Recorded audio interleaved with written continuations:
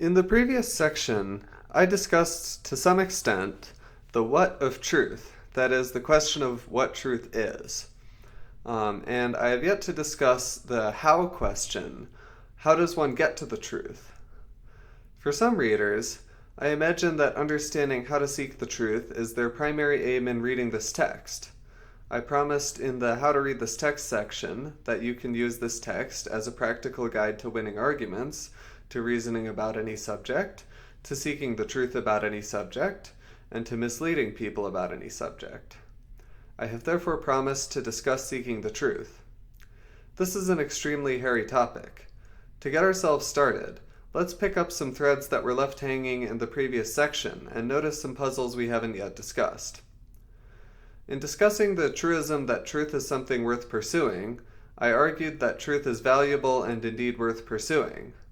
On the other hand, in discussing the word true, the only explanation of its meaning that I offered was the T-schema and the theory of Horowitzian minimalism. Recall that the T-schema is the infinite set of statements of the form, the statement A is true if and only if A, for all statements A in some language, e.g. English. Recall that Horowitzian minimalism is the view that the T-schema is an axiomatic definition of true.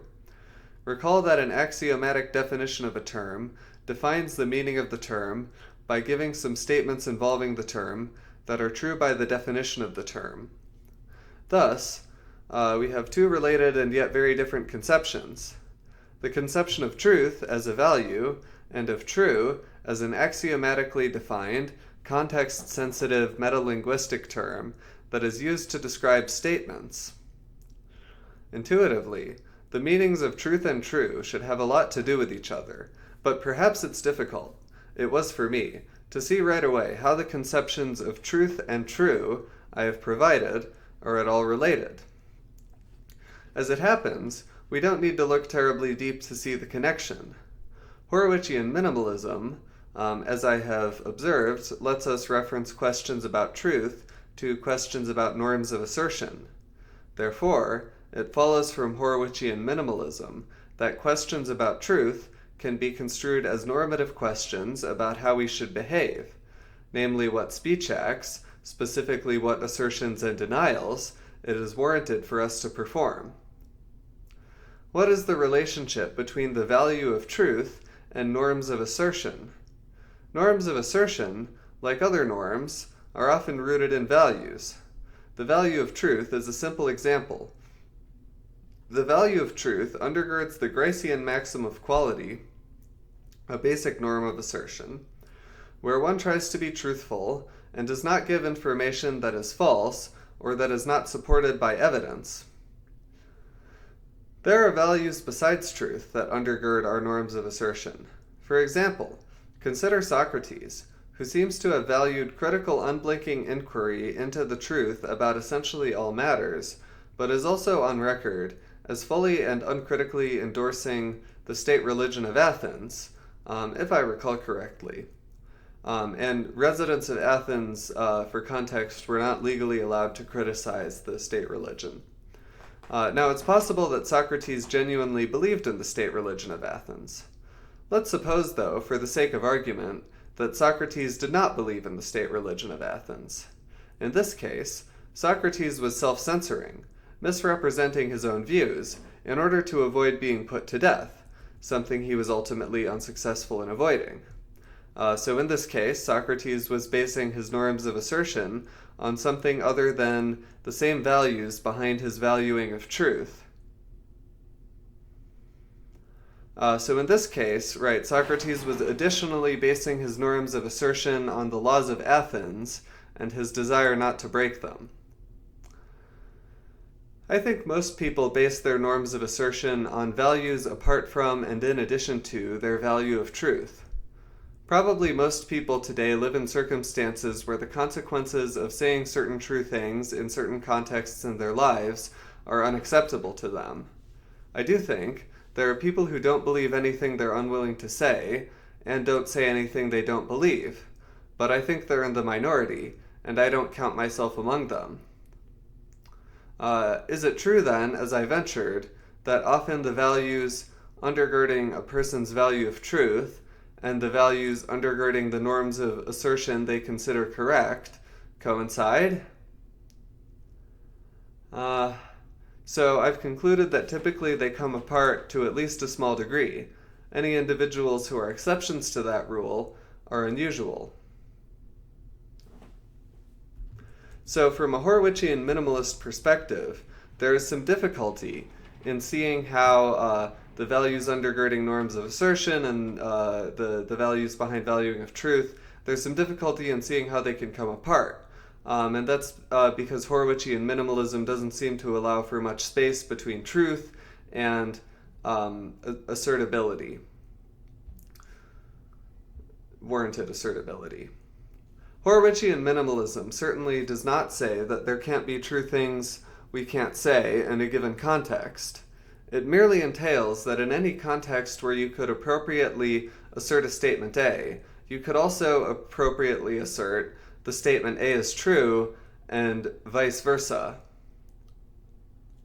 What does it mean, though, for a statement to be true and not appropriately assertable in a given context under Horwitzian minimalism? I would explain this as follows. Suppose that I consider the statement A to be true, but I don't consider it appropriate to assert A in some context. In the context of my internal dialogue, the conversation I'm continually having with myself in my head, the statement A is appropriate to assert, or, it's more of a mental procedure analogous to assertion. Now, in some or perhaps all though in the given context, right, A is not appropriate to assert. And this will still work, right, even if I can't appropriately assert A in any context in my life, right, it could still be appropriate for me to assert it in the context of my internal dialogue, and I could think it's true. All right.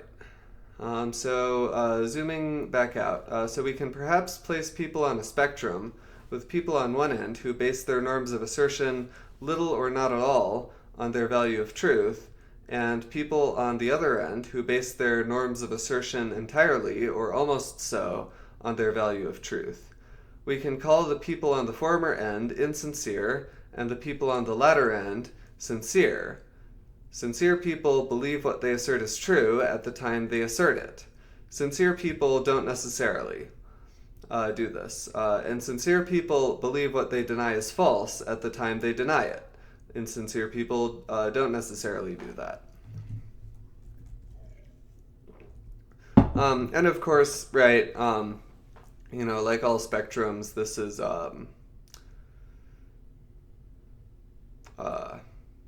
just an abstraction, right? The real world is complicated.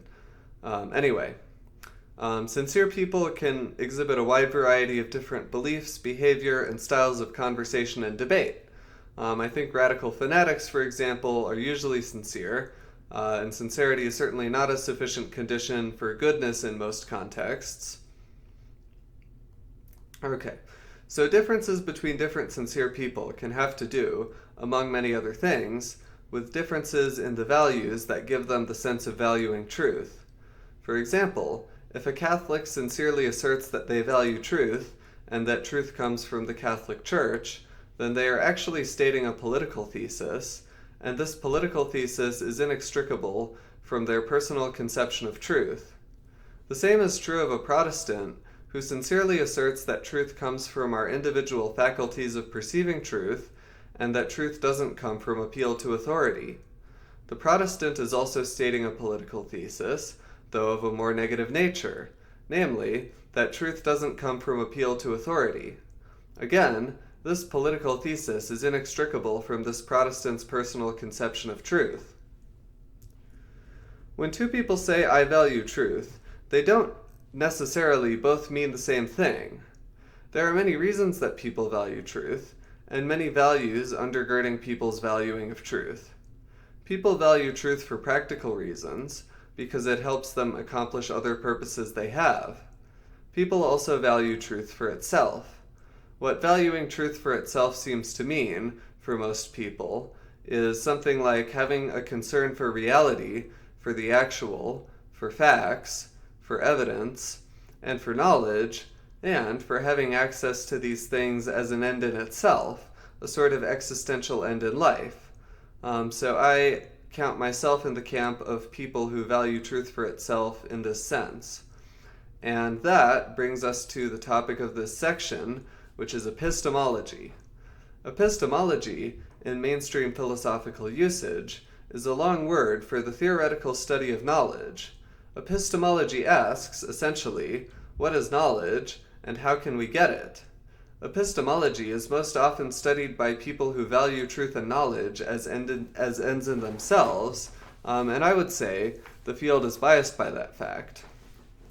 The approximately 2,500-year history of the field of epistemology, as known to us through the historical record, is colored throughout by a dichotomy between long-standing pessimism about the possibility of humans acquiring knowledge, on the one hand, and on the other hand, the over-optimistic intellectual arrogance manifested in philosophical project after philosophical project by generation after generation, who purported again and again to finally deliver the human species into knowledge. So what is knowledge? One long-standing, once popular theory goes back to Plato's Socrates in the Theaetetus. This theory states that knowledge is justified true belief. In other words, for all statements A, I know A, if and only if, A is true, I believe A, and my belief in A is justified. So this theory of knowledge is widely believed to have been debunked by Gettier in 1963. Quoting Wikipedia, describing one of Gettier's counterexamples. One of the cases involves two men, Smith and Jones, who are awaiting the results of their applications for the same job. Each man has 10 coins in his pocket. Smith has excellent reasons to believe that Jones will get the job, and, furthermore, knows that Jones has 10 coins in his pocket. From this Smith infers, the man who will get the job has 10 coins in his pocket. However, Smith is unaware that he also has 10 coins in his own pocket. Furthermore, Smith, not Jones, is going to get the job. While Smith has strong evidence to believe that Jones will get the job, he is wrong. Smith, therefore, has a justified true belief that the man who will get the job has 10 coins in his pocket. However, according to Gettier, Smith does not know that the man who will get the job has 10 coins in his pocket, because Smith's belief is true by virtue of the number of coins in Jones's pocket, while Smith does not know how many coins are in Smith's pocket, and bases his belief on account of the coins in Jones's pocket, whom he falsely believes to be the man who will get the job. These cases fail to be knowledge because the subject's belief is justified, but only happens to be true by virtue of luck. In other words, he made the correct choice, in this case predicting an outcome, for the wrong reasons. This example is similar to those often given when discussing belief in truth, wherein a person's belief of what will happen can coincidentally be correct, without his or her having the actual knowledge to base it on. Okay, so my understanding of the current state of the academic debate on what knowledge is that many proposals are out there, and many proposed counterexamples to those proposals are out there, but no consensus has formed around an alternative conception of how we should define knowledge. The debate is huge, extremely intricate, and, again, totally unresolved, as far as I'm aware. This, in turn, makes it hard to make progress on the debate on whether humans can obtain knowledge. I don't claim to have the ability to obtain knowledge. I don't claim that nobody can obtain knowledge, but I also don't know how anybody would. This text isn't meant to break the stalemate in the debate on whether we have knowledge. I make no pretense to be able to resolve the debate, and I make no pretense to know what knowledge is, to have knowledge, or to offer the possibility of knowledge. At this point, some readers may be confused about why I am so hesitant to claim the capability of knowledge. It's worth clarifying the factors that I see as blocking me from making such a claim.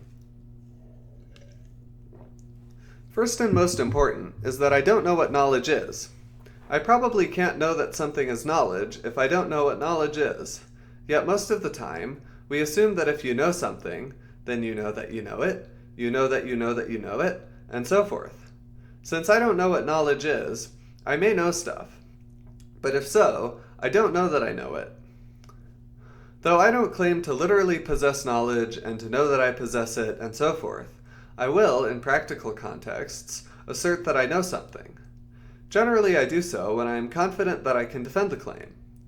If pressed specifically on my use of the word know, then I would substitute a weaker term, though my word choice is rarely the key issue in non-philosophical conversations.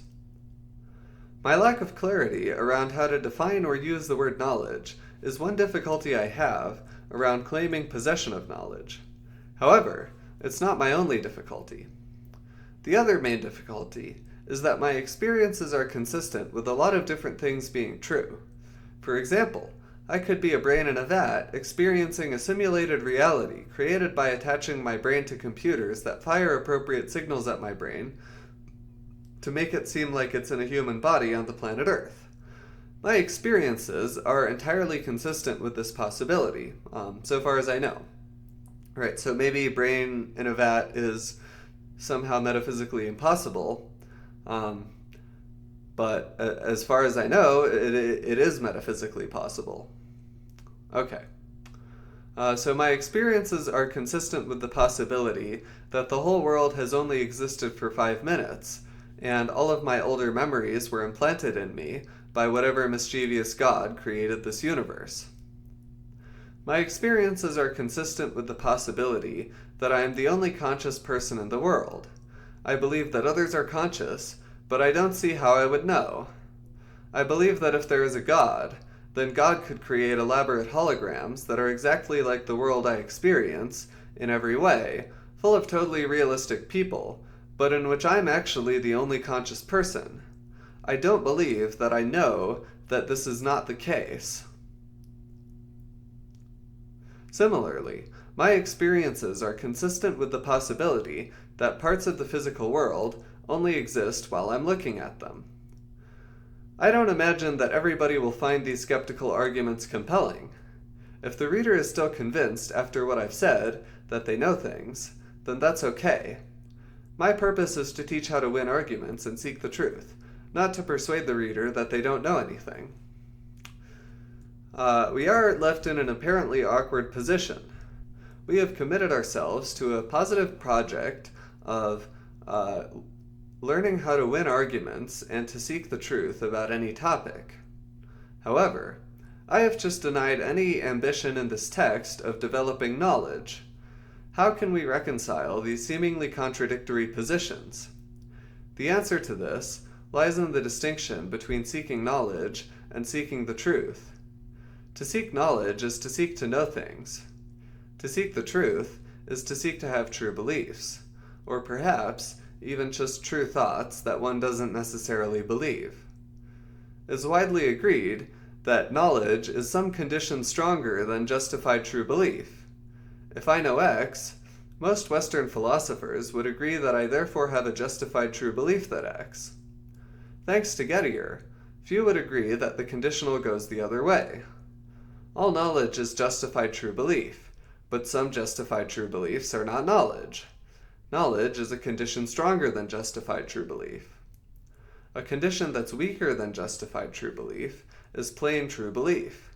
As somebody who doesn't know how to get knowledge, I aim to believe things that are true, by hook or by crook, doing whatever I think is most likely to work to get me true beliefs. I also aim to have my beliefs be justified, whenever possible and desirable. And generally it is possible and desirable. And, so like by hook or by crook, right, most of the time sort of elaborates to by way of justification of some appropriate form, right? All right. So my belief is that good processes for arriving at beliefs will tend to also produce good justifications for those beliefs. And here I have a to-do. Should this be strengthened? Should beliefs always be justified? So whether or not good processes for arriving at beliefs always produce good justifications for beliefs depends on what good means in the given context and on how one is construing the meaning of justification.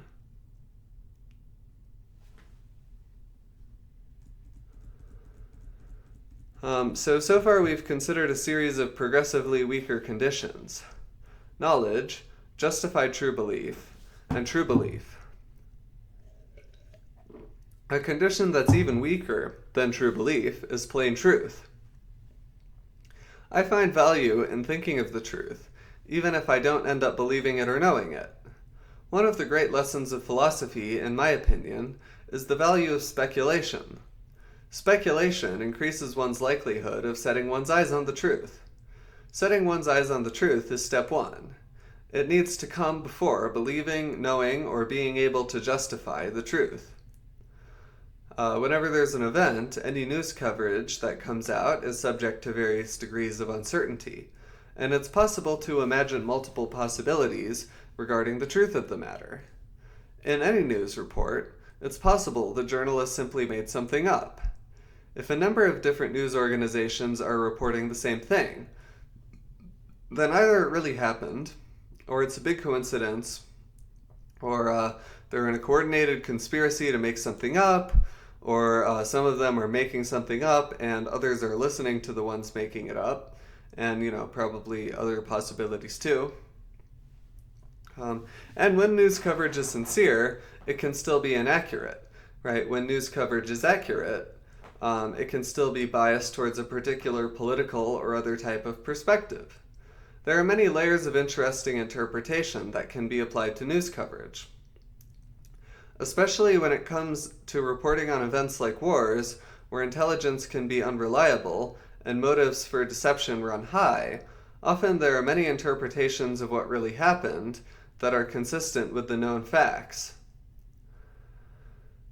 Okay, so in this section, in the preceding one, I have essentially argued that the field of epistemology, insofar as it has been conceived of as a positive project of finding and verifying the means of obtaining knowledge, has not advanced one step from where it began 2,500 years ago. I do not deny the possibility that future progress in epistemology will deliver us into knowing that we know, knowing that we know that we know, and so forth. But my own opinion is that, like cold fusion, we haven't achieved that. Alright, so let's close out our discussion of knowledge I'll close out my discussion of knowledge with the enjoyable and yet perhaps also uncomfortable opening paragraph from On Truth and Lies in a Non-Moral Sense by Nietzsche. Once upon a time, in some out-of-the-way corner of that universe which is dispersed into numberless twinkling solar systems, there was a star upon which clever beasts invented knowing. That was the most arrogant and mendacious minute of world history, but nevertheless, it was only a minute. After nature had drawn a few breaths, the star cooled and congealed, and the clever beasts had to die. One might invent such a fable, and yet he still would not have adequately illustrated how miserable, how shadowy and transient, how aimless and arbitrary the human intellect looks within nature. There were eternities during which it did not exist, and when it is all over with the human intellect, nothing will have happened, for this intellect has no additional mission which would lead it beyond human life. Rather, it is human, and only its possessor and begetter takes it so solemnly, as though the world's axis turned within it. But if we could communicate with the gnat, we would learn that he likewise flies through the air with the same solemnity, that he feels the flying center of the universe within himself. There is nothing so reprehensible and unimportant in nature that it would not immediately swell up like a balloon at the slightest puff of this power of knowing. And just as every porter wants to have an admirer, so even the proudest of men, the philosopher, supposes that he sees on all sides the eyes of the universe telescopically focused upon his action and thought. And in this text, we're abandoning the topic of knowledge henceforth. However, In my view, this does not call for an abandonment of epistemology. Instead, in my view, it calls for a different formulation of the purposes of epistemology. I will therefore repurpose the term epistemology, using it to refer to the study of seeking the truth. This is a general umbrella of topics, which for us includes truth, true belief, justified true belief, and similar epistemic concepts. With the slightly different conception of epistemology in hand, let us now return to the starting point of our investigation of epistemology. In essence, we are interested in studying and evaluating potential methods of seeking the truth.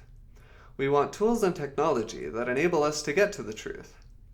We want tools and technology that work, that actually achieve this purpose. Therefore, we want to evaluate various methods of getting to the truth, and to be able to discriminate between effective and ineffective ones. However, in order to grab the problem by the roots, we need to step back a bit. I noted that there are certain values underlying a truth-seeking attitude or an attitude of sincerity. I also noted that exactly what values are involved will vary between individuals. One way of putting it is to say that truth-seeking attitudes, or attitudes of sincerity, are like people themselves, in that no two are the same, yet they share uncomfortable and sometimes indescribable differences and similarities with each other. So as the author, my objective is to help the reader water their own truth-seeking and their own sincerity, to let them grow in whatever shape is appropriate, and, assuming that this is a goal of the reader. So my objective is not to replicate my own self in others. As such, I can't tell the reader what should be involved in their own attitudes of truth-seeking or sincerity, and I also can't choose for the reader whether or not to grow their attitudes of truth-seeking and sincerity at all. Okay, so at core, the attitude of truth-seeking is a striving for reality, for what's actual, as I have noted a few times. We can't say this goal necessarily makes sense on the basis of what I've said. In seeking after reality, one can argue, though, that if we knew what we were looking for or how to get there, then we wouldn't need to be seeking. The experience of philosophy can be compared to groping in a dark system of passageways, looking for a way out. Occasionally, by some good fortune or cleverness, one finds one's way out into a brightly lit clearing, where one can see many more dark, unexplored passageways terminating. One can continue spelunking indefinitely in this way, finding ever larger clearings with ever more passageways leading out of them. One can rightly wonder whether one will eventually be able to map and explore the entire system of passageways and clearings. One can also rightly wonder whether it's possible to get out of the system of passageways and clearings entirely, and if so, what lies beyond it. Many philosophers have thought they had left the system of passageways and clearings entirely, only to discover, or for their successors to discover, that they were merely in a very large clearing. This metaphor is an elaboration of Plato's allegory of the cave. In Plato's allegory, people who were trapped in a dark cave, forced to watch illusions projected onto a wall, are one day let out into the outside world, where they get to see the sunlit day, where the sunlight is compared to the light of truth. The passageways and clearings metaphor points out the great joke of philosophy, which is that what we find in philosophy is that the bright sky you emerge out into from Plato's cave later turns out to be just a clearing.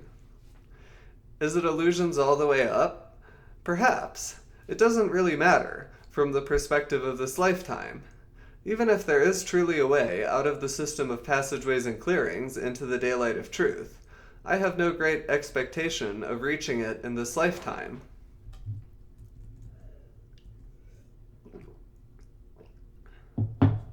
The pursuit of philosophy, done boldly and with integrity, shatters many illusions. Behind them, I am happy to say, we find other illusions, but brighter, bigger, more open illusions. Can humans exist without illusion? Perhaps not. If we can't have knowledge, nonetheless, there needs to be a fabric to our psychological lives. What else but illusion, or what we can more charitably call opinion? Plausibly, as Nietzsche suggested in On Truth and Lies in a Non-Moral Sense, We produce these representations in and from ourselves with the same necessity with which the spider spins. This quote was paraphrased in a Partially Examined Life podcast linked in the text, and that's how I learned about it. So to phrase the point more charitably, humans need to form opinions about the world. We make them on the basis of flawed information, and they are, therefore, subject to revision and update. This point is a truism when said in this more charitable way. I first presented it in the most extreme formulation I could, in order to make as clear as possible where we should look for interesting implications of what's being said, and for potential objections to the theory. So the general weakness of what I've said so far is that it is overly wiggly and relativistic, and overly abstract, lacking in practical applicability. This epistemology, so far, has many appropriate degrees of freedom, but it is like a helpless infant, not yet useful for anything. This is because it lacks constraints. We need to figure out how constraints get into the picture. So let's take stock of the freedoms gathered into our epistemology in the preceding section. It is not agreed what knowledge is. It is not agreed whether humans have knowledge. Arguably, we might know stuff without knowing that we know it, and knowing that we know it, etc. Instead of knowledge, for various purposes we might settle for justified true belief, or mere true belief, or merely setting eyes on the truth. There are many ways one can understand the meaning and value of truth and true. The interpretation of these words is relative to a context. Questions about truth can be understood as normative questions by referencing them to norms of assertion. So those are some of the degrees of freedom that seem to exist in epistemology based on what I've said. Now let's try to identify some of the epistemic constraints under which humans operate. Most of the time it is epistemic constraints, and not epistemic degrees of freedom, that we really care about. The reason for this is that epistemic constraints enable us to say what is not the case, providing a type of certainty that we can use to solve practical problems. Okay, so let's do a thought experiment introducing the notion of epistemic constraints. Imagine that your individual conscious mind was in total control of its own experience. This would be the case for an individual consciousness that was the entirety of the universe it was in, that therefore experienced nothing other than itself and its own self-created imaginations and illusions. If such a consciousness was like our own, we can imagine that it would readily discover itself to be in total control of its reality, and that it would experience whatever it pleased forever. Let's call such a consciousness a totally isolated consciousness. It's conceptually plausible, in my opinion, that such a consciousness, without spontaneous experience based on external forces, might not ever form any ideas, feelings, or other experiences apart from the experience of self-awareness, of a self which is nothing but bare awareness of awareness. On the other hand, we can also imagine a totally isolated consciousness with the possibility of imagination. If a totally isolated consciousness had the possibility of imagination, then it could create things within itself. These things, though imaginary, would be just as real as any other part of the universe that the totally isolated consciousness was. The consciousness, however, would presumably always be aware that these creations were its own, and could be gotten rid of or replaced whenever it wanted. This consciousness would therefore have near total epistemic freedom, but it might lack the epistemic freedom to believe in the experience of a reality outside of itself that it was unable to control. The only way I can think of that a totally isolated consciousness could gain this freedom would be if it were able to trick parts of itself into losing awareness of its membership in the rest of itself. Or their membership. Those parts of itself could interact with the rest of itself, mistaking the rest of itself to be some kind of external reality. Let us call such a part of a totally isolated consciousness, which is unaware of its unity with the whole consciousness, a separated subconsciousness. Okay, so our experience as humans is quite different from the experience of a totally isolated consciousness, but analogous to the experience that a separated subconsciousness of a totally isolated consciousness might have. As humans, we have the experience of forces outside ourselves that make our own subjective experiences not entirely subject to control by our individual conscious minds. We have the experience of an enormous variety of different things, and the ability to actualize an uncountable number of distinct possible futures, but not the ability to decide completely the contents of our experiences. This, in my opinion, is basically where constraints in epistemology come from. The fact that we're embedded in this uncontrollable world. So a totally isolated consciousness would, I think, be essentially epistemically unconstrained, assuming it had the abilities of imagination and of forming separated subconsciousnesses. A totally isolated consciousness without imagination might be nothing but a bare consciousness of consciousness. A totally isolated consciousness with imagination, but without the ability to form separated subconsciousnesses, might have the epistemic constraint that it would be unable to believe in a reality outside its control. Humans are not like totally isolated consciousnesses. We have epistemic constraints, and they come from the fact that we don't completely control our own experiences. We explain the uncontrolled part of our experiences by the theory that there is an external physical world populated by people much like ourselves, who also have consciousnesses and internal experiences. I don't think we know this, but it is nonetheless the fundamental theory underlying almost everything we do, and I don't propose to stop using the theory to navigate my experiences. I don't know there is an external world populated by people much like myself who also have consciousnesses and internal experiences. I do, however, operate under set assumptions, believe set assumptions, and assert that set assumptions are true. More generally, let X be some simple statement about the ordinary world of common sense, which I have clear evidence for. E.g., there is a pen on the desk I'm typing at. I operate under the assumption that X, believe that X, and consider it warranted for me to assert that X is true, but I don't claim to know X. What is the word warrant that I have used a couple of times now, most recently in the previous paragraph? As I'm using it in this text, warrant is a placeholder for whatever standard of assertability is appropriate to a given context. Relative to a given conversational context, it is warranted to assert X, means that asserting X is a good move in the game, which is the given conversational context. The concept of warranted assertion, understood in this way, takes in more than evidence, justification, or proof. It also takes in general concerns of appropriateness, such as relevance and politeness. It takes in every positive and negative force within the ambient social game, which weighs on the decision to make or not make the assertion. Warranted assertion, understood in this way, is a highly situation-specific concept.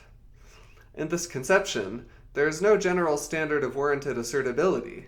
There are only different standards appropriate to different situations, and in different people's opinions. Though there is no general standard of warranted assertability, there are things that should generally be in a standard of warranted assertability. There are techniques of reasoning that have been observed to work generally, across all or many problem domains. There is a simple argument for accepting the use of these techniques of reasoning to govern norms of assertion when they are applicable, namely, that it works. So in the rest of this text, we are going to spend a lot of time thinking about what should generally go into our concepts of warranted assertability. What rules of logical inference should play a role? What rules of probabilistic and inductive reasoning should play a role? What else should play a role? So for all of these sort of truth-seeking tools, right, the questions are, how widely does it work, and where does it fail? I mean, ultimately, that all has to be cashed out in terms of, in practical terms, right? So we're always concerned, so like every standard of warranted assertability is specific to some context, right? We're concerned with practical contexts where the standards of warranted assertability are motivated by practical concerns.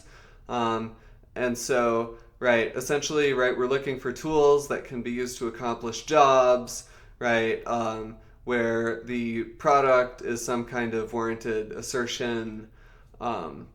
That's the main of what we're going to be doing, right? Our goal is to build a toolkit of tools of reasoning, tools for governing norms of assertion, tools for advancing debates, which work across all or many problem domains.